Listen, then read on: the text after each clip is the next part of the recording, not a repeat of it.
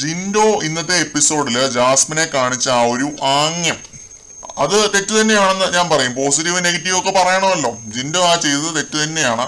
ജിൻഡോ എന്നല്ല, ആരും ചെയ്യാൻ പാടില്ലാത്തൊരു ആംഗ്യമാണ് പുള്ളി ആ കാണിച്ചത്. ലാലേട്ടനെ പോലെ ഒരു ലെജൻഡ് മുന്നിൽ വെച്ചിട്ട് അങ്ങനെ ഒരു കാര്യം കാണിക്കാൻ പാടില്ലായിരുന്നു. പക്ഷെ എനിക്ക് ലാലേട്ടനോട് ചോദിക്കാനുള്ളത്, ജിൻഡോ ആ കാണിച്ച ആംഗ്യമാണോ ആ വീട്ടിലെ ഏറ്റവും അന്താരാഷ്ട്ര പ്രശ്നം?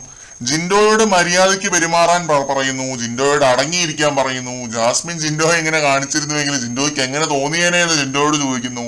ലാലേട്ടൻ ഇങ്ങനെയൊക്കെ ജിൻഡോയെ മര്യാദ പഠിപ്പിക്കാൻ കാരണം ജാസ്മിൻ ഇതിനെ വലിയ അന്താരാഷ്ട്ര ഇഷ്യൂ ആയിട്ട് പ്രൊജക്ട് ചെയ്തത് കൊണ്ടാണ്.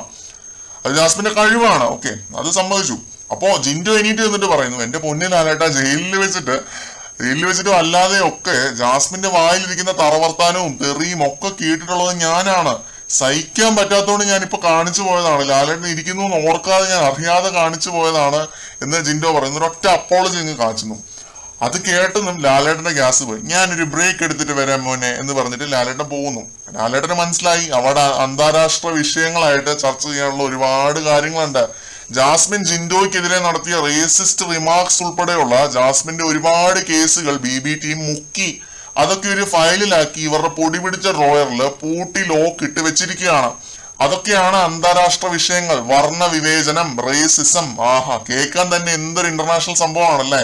ഇന്റർനാഷണൽ ലെവലിൽ ചർച്ചയാക്കേണ്ട സാധനങ്ങളാണ് അതൊക്കെ. അതൊന്നും ചർച്ച ചെയ്യാതെയാണ് ജിൻഡോ പൂട പറിച്ചു എന്നൊക്കെ ഉള്ളത് വലിയ ചർച്ചയാക്കാൻ വരുന്നത്. ഇവർക്കൊന്നും വയ്യേ.